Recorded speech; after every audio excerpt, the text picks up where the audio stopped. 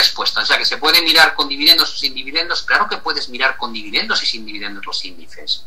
Yo no te estoy comparando el S&P y el IBEX en un relativo, uno con dividendos y otro sin dividendos. Estoy analizando en términos globales lo que está pasando en el mercado. Nada más.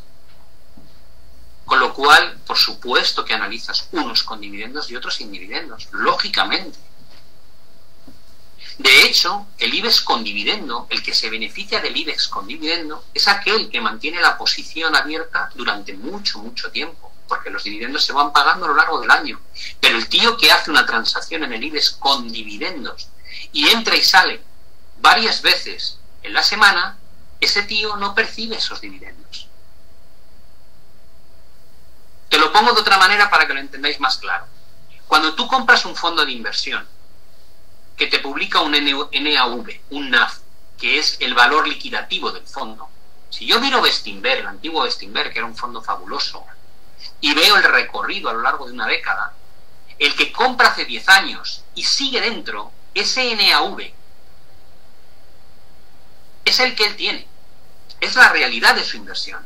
Ahora, si tú compras Bestinver un año y al año siguiente lo quitas, y luego lo vuelves a comprar y luego lo quitas, y vuelves a entrar arriba y luego lo vendes abajo, como pasó con muchísima gente en el año 2008, el NAV de Bestinver, que es el track record histórico y la valoración de su fondo, no es tu resultado, porque tú te has apeado de ese índice, o en este caso de ese fondo, en uno de los peores momentos que ha habido y luego lo has comprado arriba.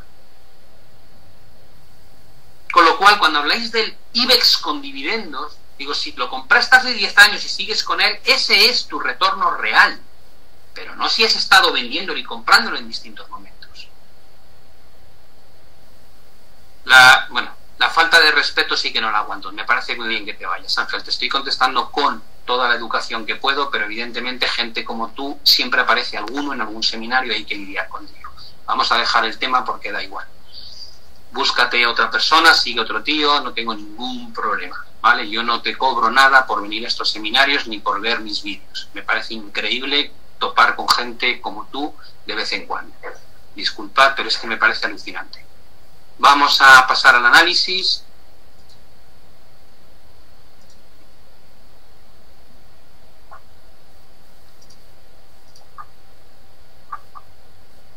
Bueno,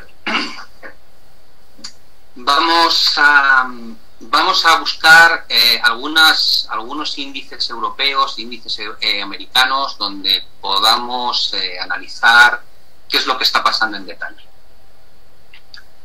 Ya sé que muchos me decís que no me obceque con este tipo de gente, pero es que no lo entiendo. Es que no me entra en la cabeza, sinceramente, que la gente venga a tocar las narices. No es algo que me parezca normal. Sobre todo cuando, como bien digo, esto es un servicio gratuito. Pero bueno, da igual.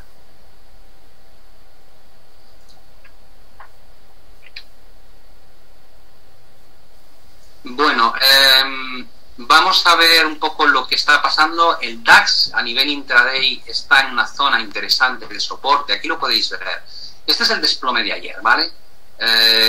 Esa es la directriz. Vamos a ponerlo en un 4 horas para que lo veáis.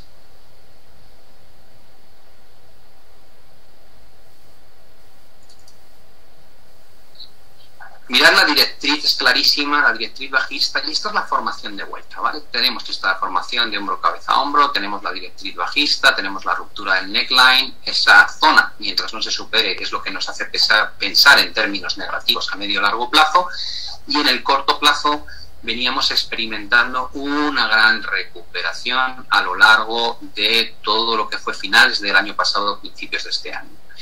Y como veis, pues nos hemos acercado mucho a esa cota en torno a los 11.500 puntos, que es la que yo considero bastante buena para abrir estrategias bajistas, y que, como podéis observar, lo hemos alcanzado por muy poco. ¿Dónde estamos ahora? El DAX se encuentra en una primera zona que podría suponer un punto de apoyo. Es el entorno de los 11.000. Como veis, se alcanzó en esta cota y aquí, y luego una vez se rompe, actúa de techo y nuevamente aquí, suelo, y estamos ahí. Y dices, bueno, parece que se ha roto. Yo creo que no está claro que se haya roto. De hecho, si analizamos ahora si analizamos, un momentito que no sé qué ha pasado con la aplicación, se ha quedado completamente bloqueado.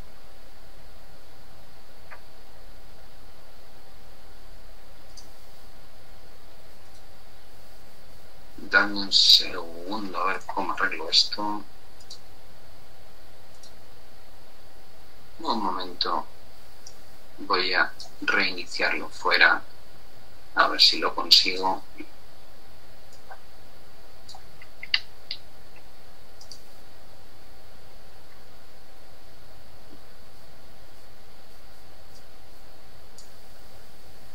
No sé si tenéis abiertos, alguno tenéis abierto la aplicación para que me digáis si efectivamente el problema es global o lo he tenido solamente yo. ¿Os funciona bien? Bueno, pues vamos a ver si descubro qué ha pasado.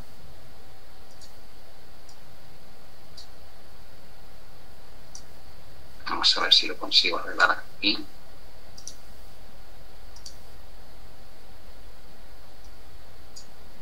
Bueno, vamos a ver.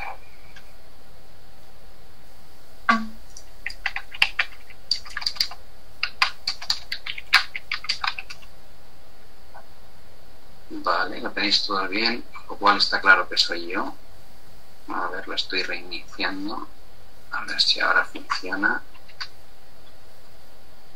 Bueno, aquí tendríamos las situaciones que comentaba antes en el DAX, el acercamiento a esa zona crítica, y como veis hay una gran sobreventa en términos de indicadores de corto plazo. De hecho, si nos vamos a indicadores tipo RSI,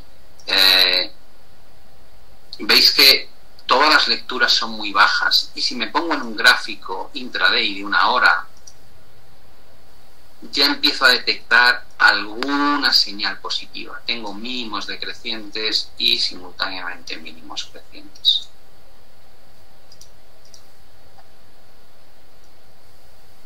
Es decir, se está desarrollando una pequeña divergencia alcista en el DAX.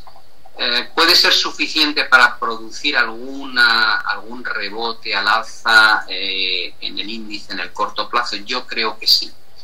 Si no reacciona aquí el mercado, lo más probable es que veamos extensiones hacia esta gran zona de soporte, máximos y mínimos anteriores. Es decir, que estaríamos de alguna manera moviéndonos hacia estos niveles de aquí. ¿Vale? Todo lo que sea caer de esta zona, lo digo por ir marcando escalones, la siguiente área interesante estaría aquí, y ya por debajo de esto probablemente nos iríamos a buscar los mínimos. Con lo cual, mi idea en el muy corto plazo sería tal vez un pequeño rebote desde esta zona y el riesgo de que posteriormente veamos nuevas fases impulsivas a la baja. ¿Vale? Me quedaría más o menos con esta idea.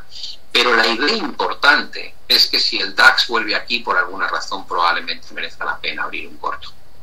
¿Vale? Ahí parece una idea bastante lógica, teniendo en cuenta la gran zona del neckline, el pullback a la directriz rota y el ataque a la directriz bajista. Ese sería, digamos, el escenario idóneo para buscar ese tipo de posicionamiento. Estos rebotes se den o no se den, lo digo porque luego parece como que a veces no explico bien las cosas. Yo no compraría el DAX bajo ningún concepto. Ni el IBEX, ni el CAC, ni el FTSE 1000. Es decir, no abriría estrategias de compra en los índices europeos teniendo en cuenta el deterioro tan grande que hay a nivel económico, las estructuras gráficas, las formaciones de vuelta. Es decir, que cuando hablo de rebotes los veo siempre como oportunidades para buscar posicionamiento corto, ¿vale? Y no lo contrario.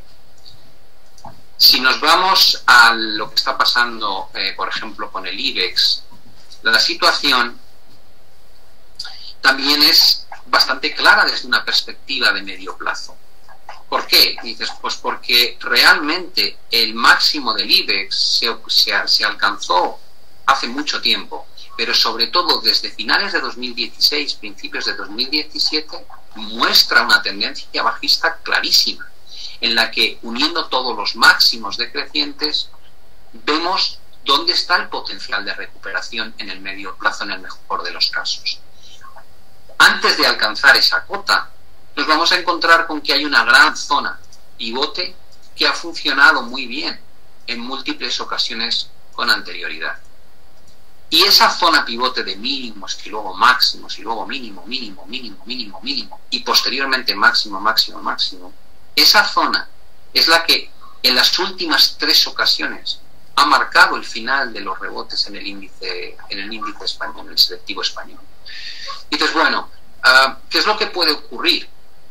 A priori, todo apunta a desarrollos nuevamente hacia niveles más bajos. No hay ningún motivo para estar positivo desde una perspectiva ni de indicadores, ni de datos macro, ni tampoco desde una perspectiva de estructuras del gráfico. Si me voy a un análisis más cortoplacista, dices, bueno, ¿dónde se podría haber frenado el IBEX? Creo que un buen nivel habría sido esta cota de aquí. ¿Por qué? Pues porque nos encontrábamos con esos máximos antiguos y mínimos posteriores, pero da la sensación de que el IBEX no acaba de generar una señal realmente constructiva, ni tampoco tiene el apoyo por parte de los indicadores técnicos. Y entonces, bueno, y si no se frena aquí, ¿dónde sería el siguiente nivel que mirarías? Digo, miraría la corrección del 38-50% de Fibonacci de toda la subida, que como veis encaja ese 50% con la antigua zona de suelos que se genera aquí. Ese sería mi segundo punto razonable donde buscar alguna reacción positiva por parte del precio al alza. Estaríamos haciendo ese tipo de movimiento. Pero de nuevo no buscaría compras en este tipo de rebotes sino oportunidades de venta. El IBEX completó de hecho una formación de vuelta en términos intraday tipo hombro, cabeza, hombro.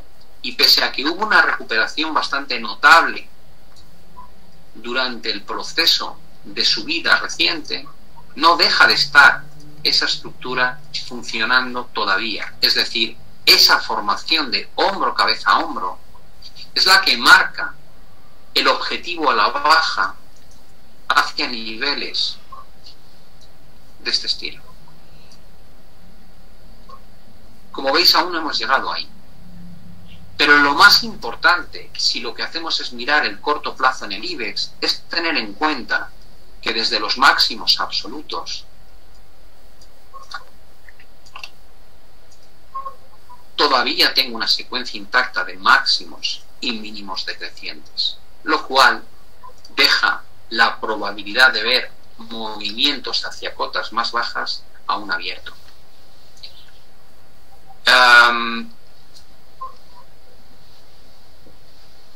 Dejadme que lea vuestras preguntas por si acaso hacen referencia a estos análisis del DAX o del IBEX de corto plazo que hemos hecho.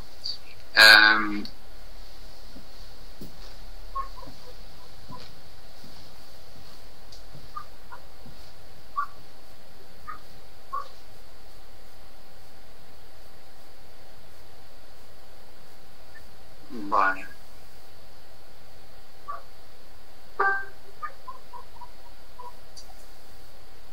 Directriz bajista a corto plazo en el DAX también, ¿correcto, Mitchell?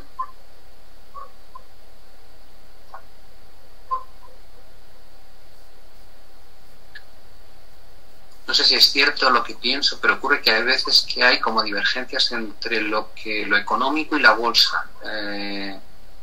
Expectativas de crecimiento buenos y sin embargo aparece un mal comportamiento en el índice. Me ponéis el ejemplo del IPSA en Chile. ¿Se dan estas descorrelaciones? Es buen punto, Edgardo. ¿Se llegan a producir las descorrelaciones? Sí. El mejor ejemplo, el más llamativo de todos los que yo recuerdo recientes, lo podéis revisar, es lo que hizo la bolsa china en 2015. Desde mediados de 2014 hasta mediados del 2015 subió una barbaridad, casi un 100% de revalorización. Y sin embargo, los datos de la economía de China no hacían más que debilitarse. Y uno se quedaba mirando pasmado a su vida y decías, pero ¿cómo puede ser que suba esto de la forma que lo hace cuando no hay ningún fundamento? Eso es puro sentimiento del mercado, es lo que llamamos los animal spirits, ¿no? lo que mueve a los traders. Bitcoin, 19.000. Dices, ¿por qué? Dices, porque sube. Y como sube la gente lo compra, y como cuando compran ganan dinero, compran más. Y como sube más, se crea una expectativa. Y la expectativa es real, está fundada en algo. No tenemos nadie ni idea de cuánto tiene que valer Bitcoin. Y aquí entramos en un tema que es muy bonito, y es el de, ya, pero blockchain, que es la tecnología en la que se basa Bitcoin, es algo muy interesante y que probablemente va a cambiar muchos negocios. Digo, sí, es verdad. E Internet también cambia muchos negocios. Pero eso no quiere decir que las valoraciones del Nasdaq en el año 2000 fuesen un auténtico disparate. Una cosa es la realidad tecnológica y otra cosa es el precio que le asignamos a los activos que están ligados a esa realidad tecnológica. Con lo cual hay que tener cuidado con eso. ¿Por qué se dan estas situaciones? Por esa manera de actuar del inversor, de que pasa de la euforia absoluta donde minimiza el impacto de lo negativo y solo se centra en lo positivo, y lo contrario, cuando estamos ante un crash bursátil, las valoraciones llegan a ser muy buenas. Hay momentos en el año 2008 que la valoración es muy atractiva, pero el entorno es tan nefasto, las noticias son tan horrorosas y la casuística de compañías que quiebran es tan alta que uno hace que lo que antes era el motor de su análisis lo aparque a un lado y solamente se centre en el capital preservation, o lo que llamamos preservación de capital, que es no quiero seguir perdiendo, cierro porque no quiero seguir perdiendo. Y pero cuando cierras vendes, y vendes a unos precios muy baratos, y en ese momento el inversor te dice, me da igual, no hago más que perder cada semana un 5%, un 10%, esto no hay quien lo aguante. Entonces, ahí está esa parte tan importante, como digo yo siempre, de leer en el gráfico cómo está siendo la psicología del conjunto de inversores para entender en qué están pensando, ¿vale? Es un punto interesante, Edgardo, no cabe duda. Bueno, ¿queréis que mire algún índice en concreto por no revisarlos todos? ¿Alguno que os interese algo más desde una perspectiva de más corto plazo? UK, ok, vamos a ponerlo. SP, de acuerdo. Brasil. Eurostoxx, Polonia, vale. Bueno, UK viene de romper esa directriz bajista. Le pasa un poco como lo que ha hecho el IBEX de forma estructural en la tendencia de corto plazo. Lo más positivo de UK es que todavía mantenemos la tendencia de largo plazo. Le pasa un poco como a Estados Unidos en algunos índices. En casi ninguno, si lo miramos en escala semilogarítmica, si lo miramos en escala lineal, todavía decimos que está aguantando. Y dices, vale, ¿qué es esto? Digo, si yo miro el gráfico desde un enfoque semanal, esto es la conclusión que saco.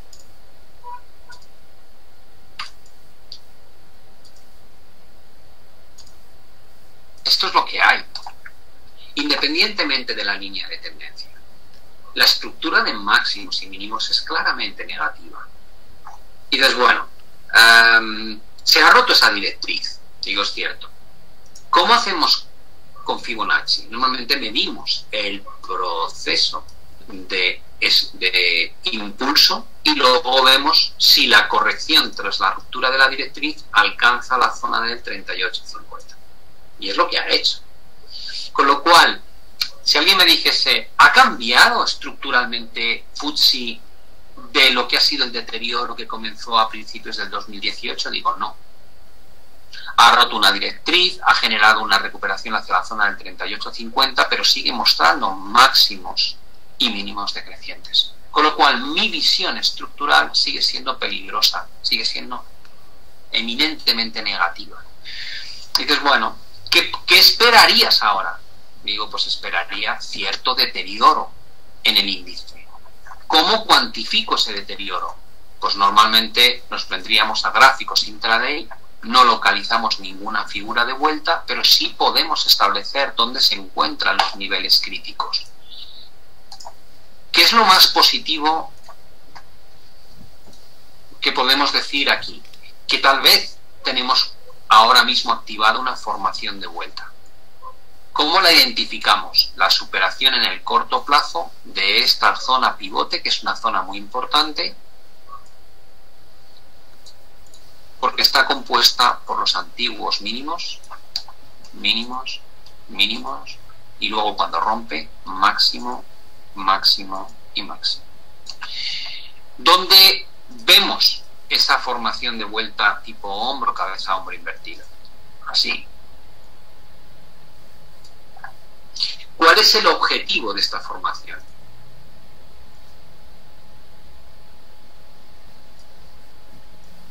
Este. ¿Queda recorrido? Parece que sí. ¿Dónde se ha frenado el mercado? En acercamientos a los techos anteriores. Entonces, vale, ¿qué posible desarrollo se podría marcar en el FTSE teniendo en cuenta eso? Entonces aquí va la tendencia que une los mínimos crecientes, calculo el porcentaje de retroceso de la última fase impulsiva, veo dónde se encuentra el 38-50% y a partir de ahí pienso, un escenario que tiene bastante lógica es que el FTSE venga a buscar un apoyo aquí y a partir de aquí tenga nuevamente potencial de recuperación. Si hace esto y acaba rompiendo los 7.165, me voy a creer plenamente en la posibilidad de que lleguemos hacia la cota de los 7.392 puntos. Y dices, bueno, ¿dónde intentarías comprarlo? En un pullback a esta zona.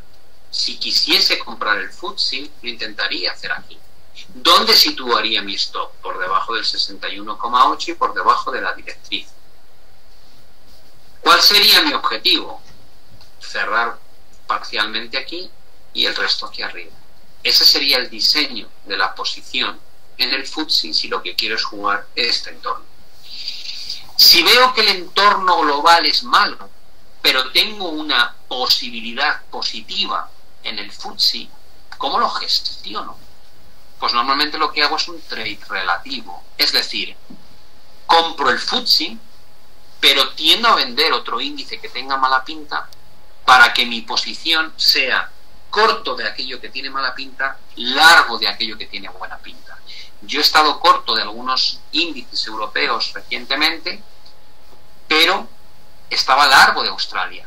Y Australia había desarrollado un hombro-cabeza-hombro invertido y ha llegado al objetivo. Es decir, el índice australiano ha subido mucho y lo ha hecho muy bien recientemente y ha permitido jugar la evolución al alza de un índice de renta variable donde la estructura global sigue siendo alcista. Mientras que en los que tienen estructura global negativa, lo que busco son oportunidades bajistas.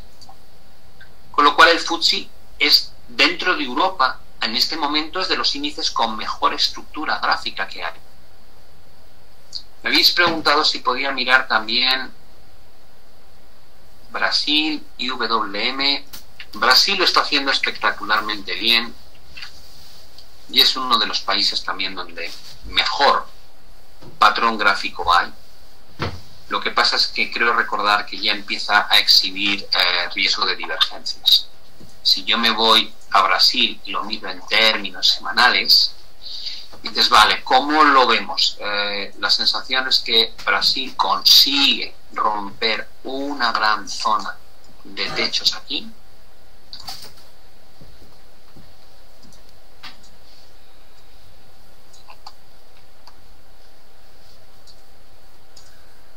Y luego usa esa zona como soporte. Y la tendencia estructural en Brasil queda definida de esta forma.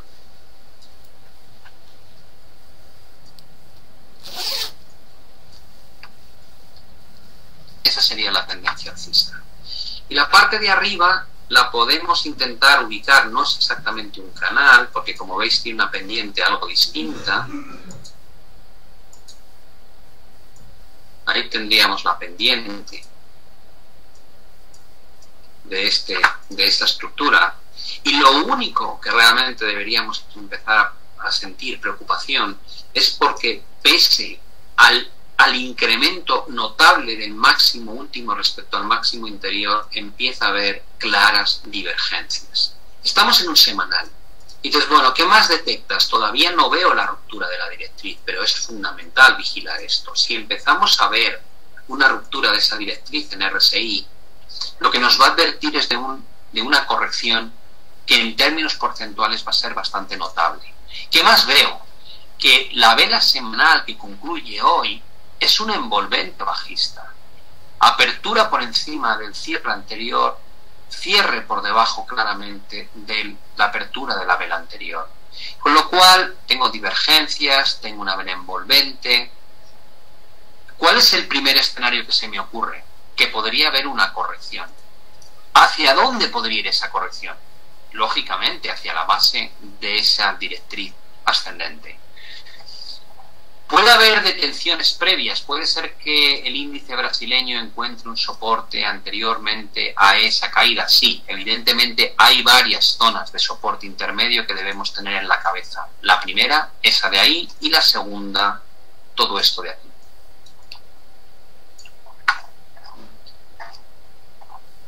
Con lo cual, a priori, da la sensación de que sin haber ninguna estructura de vuelta, aquí no hay un doble techo, ni un hombro cabeza a hombro, ni nada parecido, tal vez el desarrollo del movimiento a la baja sea un desarrollo complicado. Es decir, primero haya una primera fase de caída, después haya una fase de rebote, y a lo mejor ahí es donde intuimos la formación de vuelta. La divergencia semanal no tiene que producir una reacción a la baja inmediata, no quiere decir que no pueda pasar, pero lo que nos alerta es de dificultades para seguir viendo movimientos hacia la cota de arriba en el corto y medio plazo. Por tanto, veo la corrección como una oportunidad de compra en Brasil, pero a corto plazo creo que no vamos a ver fácilmente nuevos máximos. Tal vez estabilización lateral que dé pie a una figura de distribución. ¿Vale?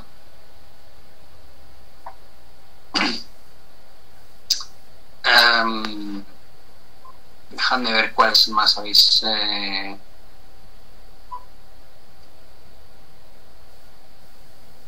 que mire, me habéis propuesto Brasil, UK, IWM.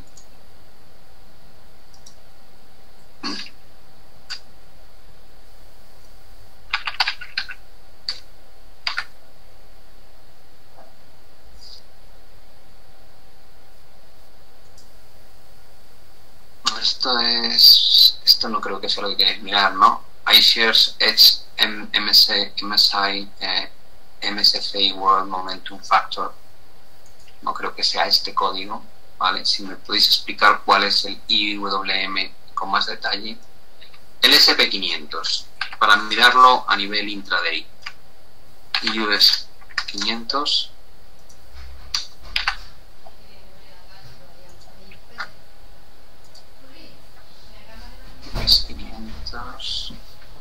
Luego queréis ver el Eurostoxx, el índice polaco, el australiano. Vale, vamos a hacer un repaso rápido.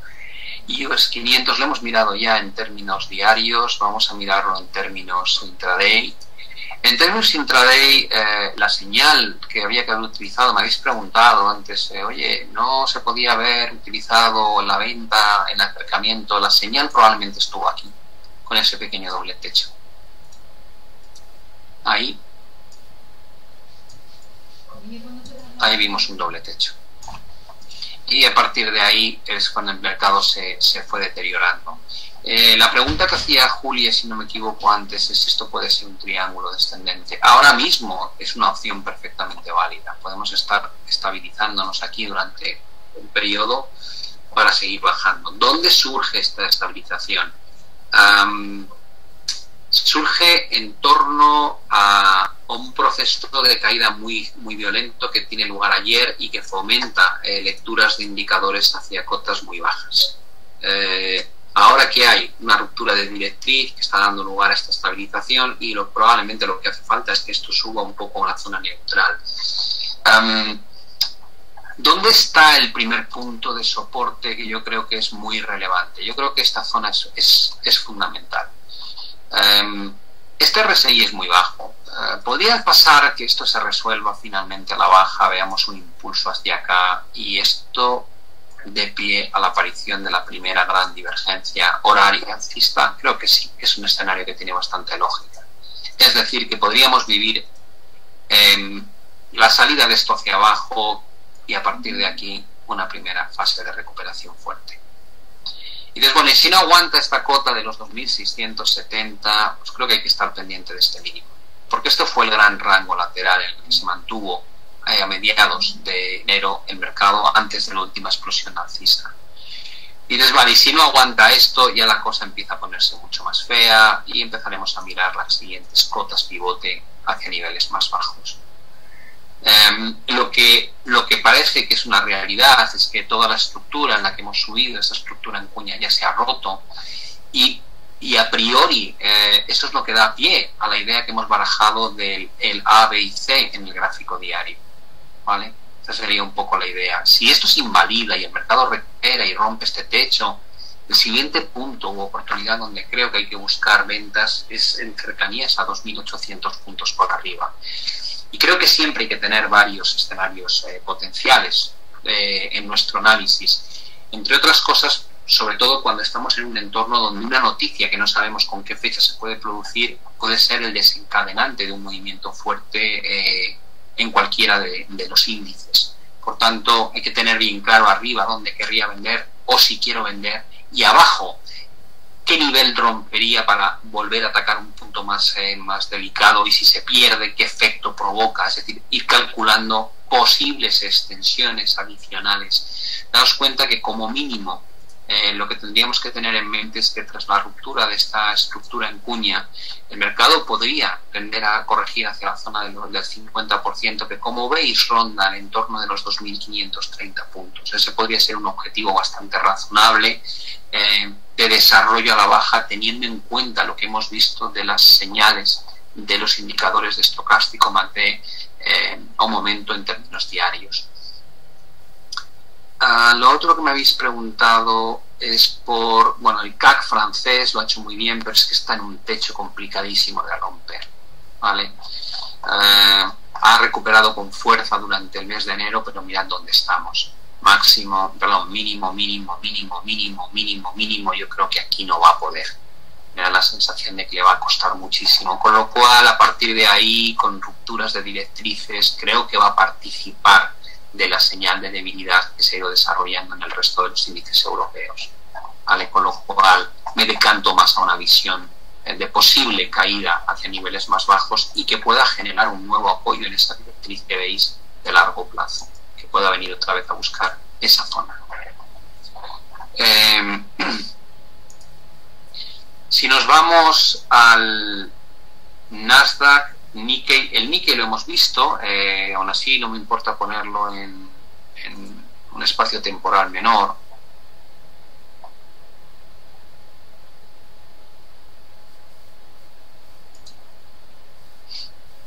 Eso es el australiano, el polaco. Vale. El Nikkei es este. Y veis un poco las señales que comentábamos antes, las divergencias, los cortes descendentes, en esa especie de movimiento tipo pullback a ese gran doble techo. Entonces, vale, si lo miras en un entorno de más corto plazo y nos vamos concretamente a un gráfico horario, la pregunta es ¿qué se detecta? Y dices, bueno,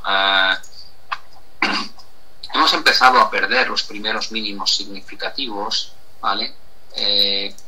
Esta zona de soporte había aguantado muy bien, como veis hemos perdido claramente, y da la sensación de que aunque van a aparecer nuevos niveles de soporte en no muy lejos, es decir, estamos aquí en la siguiente zona de soporte, ya pasado este punto, pasado los 20.000 puntos hacia abajo, realmente no hay nada hasta alcanzar los mínimos absolutos de diciembre. Con lo cual, de haber una reacción positiva, probablemente va a surgir desde aquí y podríamos tener de nuevo este tipo de patrón. ¿De acuerdo? Aquí, como veis, la tendencia estructural del Nikkei ni siquiera se ha roto, con lo cual sigue estando el entorno claramente negativo.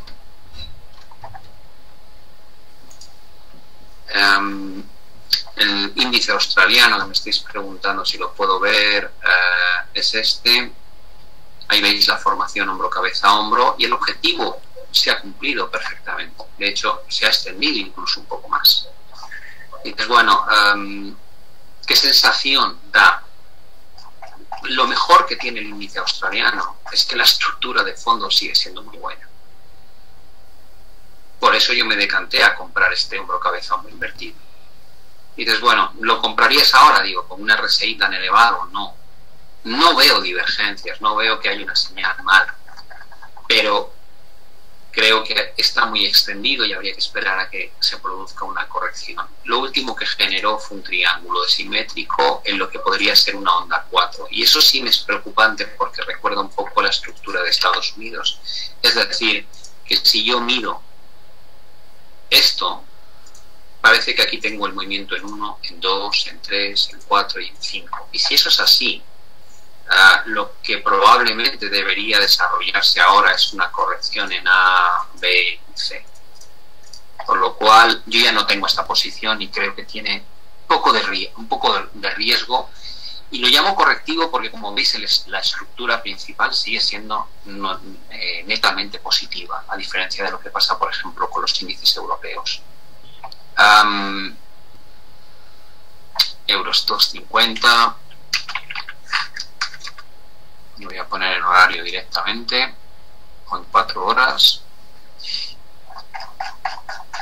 Este es el Eurostoxx 50 a nivel 4 horas. Y dices, bueno, ¿qué directrices tenemos? Digo, pues bajistas. Estas son las directrices bajistas del Eurostoxx 50. ¿De dónde está la última zona pivote que me gusta ver? Esta. Es muy ancha, digo, ya sé que es muy ancha, pero esta es la que me gusta, los mínimos y los máximos. Y dices, bueno, ¿cuánto ha corregido de todo el desplome? Desde que tocó la última vez la directriz, ¿cuánto ha corregido? Algo más de un 50 y menos de un 61,8. ¿Ha superado el último máximo decreciente? No. ¿Se han roto directrices? Sí. ¿Detecto, por tanto, riesgo? Lógicamente, claro que detecto riesgo. No quiere decir que no podamos ver nuevos impulsos hacia arriba, pero creo que esos impulsos hay que verlos con ojos de oportunidades de venta. Es decir, que si el Eurostoxx 50 vuelve aquí, creo que hay que aprovechar para vender. Y no creo que vaya a volver aquí. No me parecería el escenario razonable. Es donde, a partir de qué momento crees que se puede acelerar. Creo que si se pierde esta cota es muy negativo. Esa zona de máximos y mínimos. Porque automáticamente nos vamos a mover al siguiente escalón, que es ese. Y como sabéis, igual que las subidas son en zigzag, las bajadas serán en zigzag. Con lo cual, claro que va a haber reacciones positivas en algún momento. El índice polaco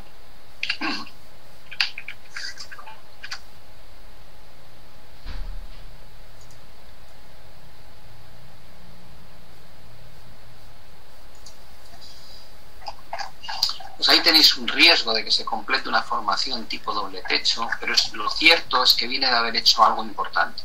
Aquí tenemos la estructura. Dices, bueno, ¿cuál es la tendencia en este índice? Creo que apenas hay tendencia. Desde el año 2010 nos movemos en un rango eminentemente lateral. Y si tuvieses que ponerle un sesgo, ¿se lo pondrías positivo o negativo? Se lo pondría negativo. Porque creo que esto es más o menos la estructura en la que se está moviendo. Lo vería así.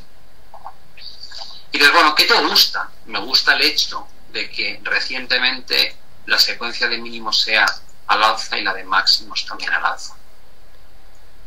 Y después puede ser que esté dentro de esta estructura, digo, sí. ¿Dónde empezaría a haber problemas en este índice? Lo que no debe hacer bajo ningún concepto es perder esta cota.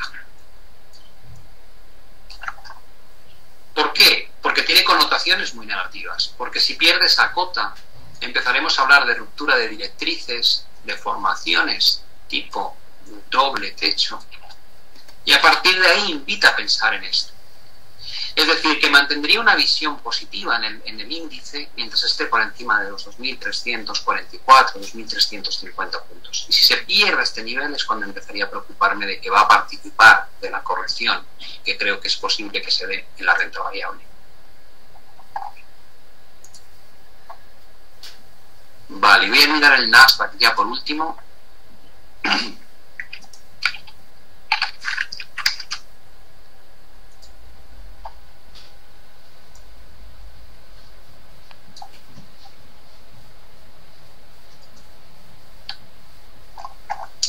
Este es el Nasdaq.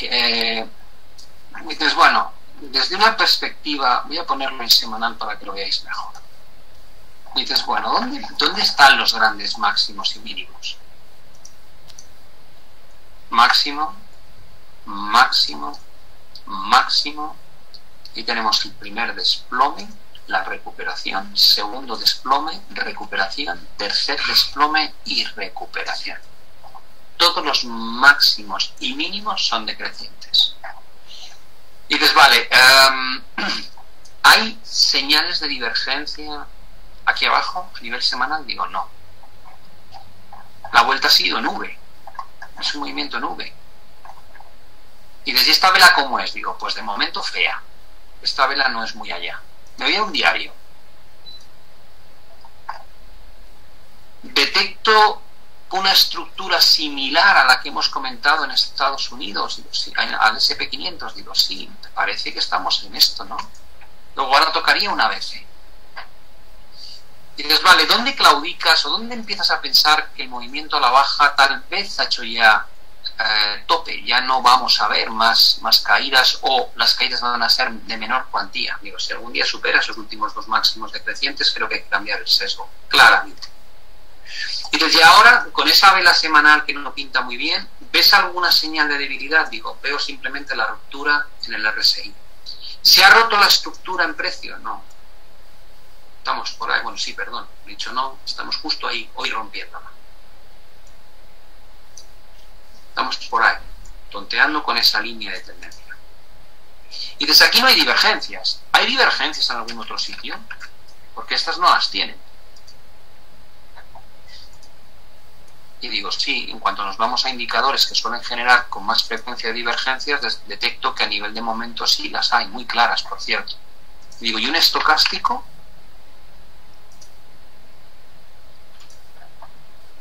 Digo, sí, aquí ya pinta distinto, aquí ya la sensación de que en la parte de arriba del todo se ha generado una pequeña divergencia bajista y estamos a punto de generar un corte.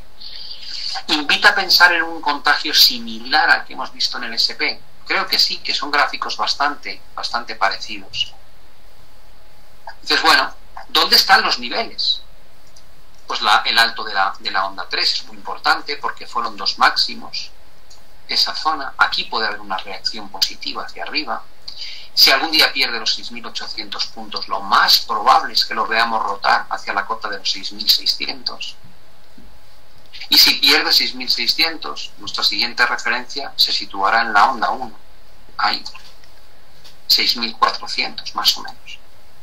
Y a partir de ahí lo que vamos a medir es potenciales porcentajes de corrección. Y el 50% es este. Es decir, que el final de la ABC podría ser esta zona. ¿Vale? Pero como digo, a corto plazo no sería raro que veamos alguna reacción positiva, porque el mercado se mueve en zigzags. Y la caída que hemos vivido en las últimas 36 horas ha sido relevante. ¿Vale? Bueno, creo que me he pasado de hora.